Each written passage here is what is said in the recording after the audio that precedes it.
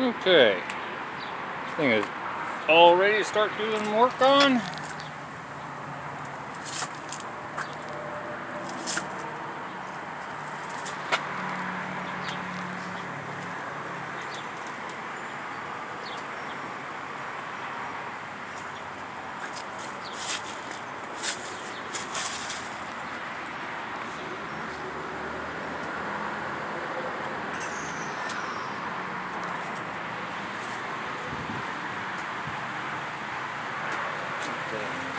Crate attached to the back, cell phone mounted here, little hand guards, and I'm ready to roll.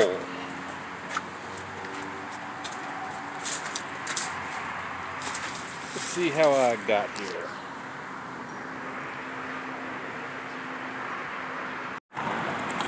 You're going to turn the key to on.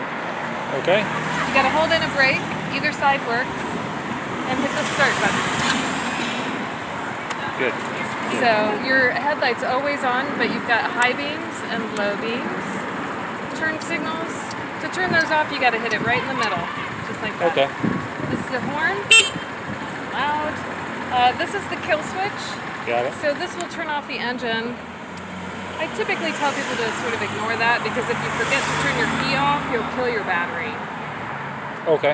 So also when you go to start it, you'll be wondering why your scooter won't start, and it's because the kill switch is in the off position. So you want the kill switch in this position, start the bike, and then to turn the bike off, just turn the key to the off position. Sure. To open the seat, you're going to turn the key to the left. And this is another kill switch I would also forget about. Okay.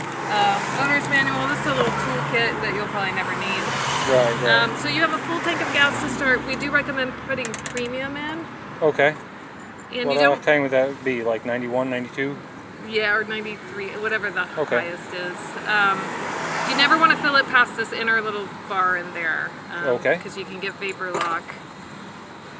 And then when I fill, I just do it really slow. You know, just don't, because it'll spray out. Yeah. So. How much does it hold? About a gallon. Okay. Yeah. The battery is under the floorboard right here. All right. And then, so the safest way to get it off the center stand is to be on the bike, and you're going to rock it forward. Just like that. Got it. And then to put it back on the center stand, I stand real close to the bike. You're going to step down on that lever. There's 2 feet to that center stand. If they're both on the ground, it's going to be easier. It's a lot of pressure, a lot of weight down on your leg. Pull straight up in the air on the back rack. Good. Up and back. There is a side stand, but the center stand is safer. Okay. More stable. That's a kickstart there? Yep. So basically, I pull this out and stomp. Yep. They don't work great. I mean, they'll work, all right. but sometimes you have to kind of work. Where's the oil cover? So, here's your dipstick. The oil drain is right here.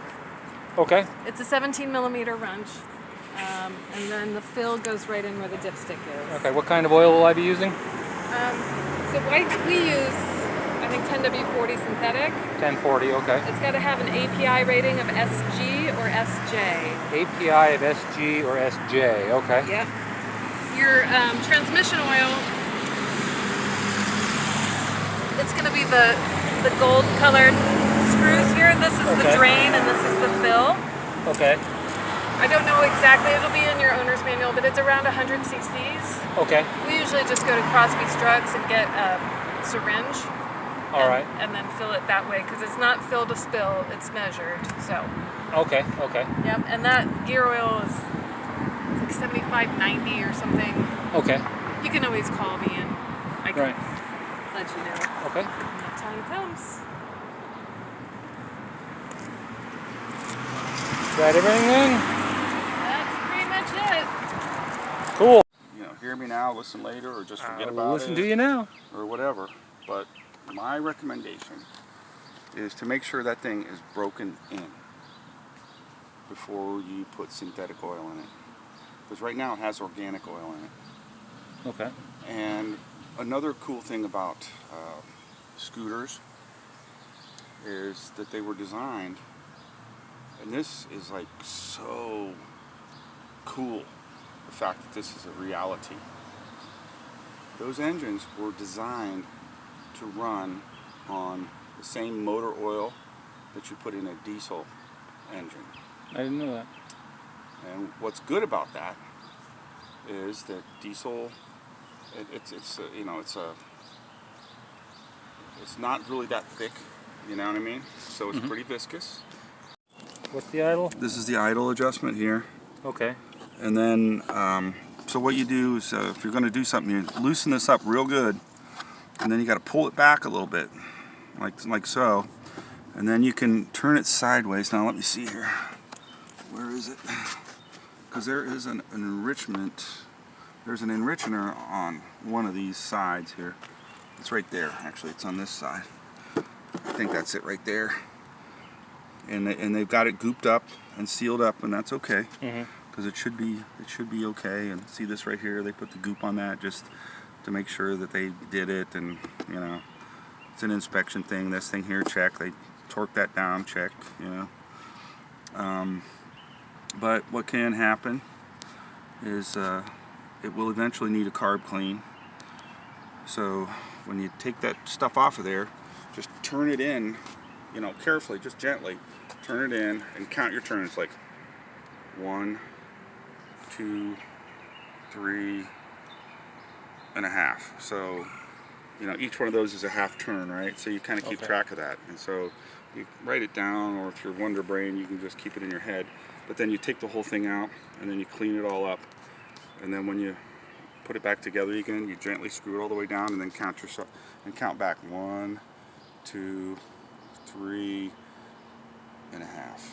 So that you bring it back to this exact same tolerance it was. And also you can, at that point, you know, read your spark plug. You know, if it looks really white, you know, it should look very like a tan. Where is the spark plug on this? You know, the spark plug's up here. So to get to that, let's see how this thing pops out of here.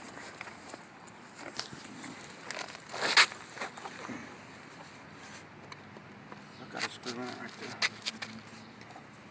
Yeah, so you'll have to take this screw out here, and this should pop out, like just that one screw. So it's behind this plate. Yep. Spark plug's probably right down in there. You know, and anything that is a small engine that, you know, does serious duty, you know, there's no crime in checking that spark plug and replacing it fairly often. This one hose is out of its little holder down here. Pop that back in for you. What is? Just right there. Maybe it doesn't fit in there either. Let's see, this thing usually goes, something usually goes in there.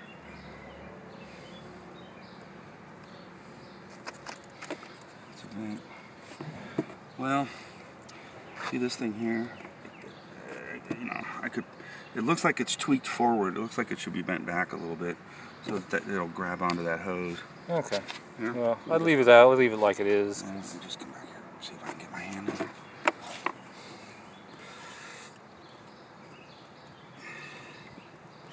There we go.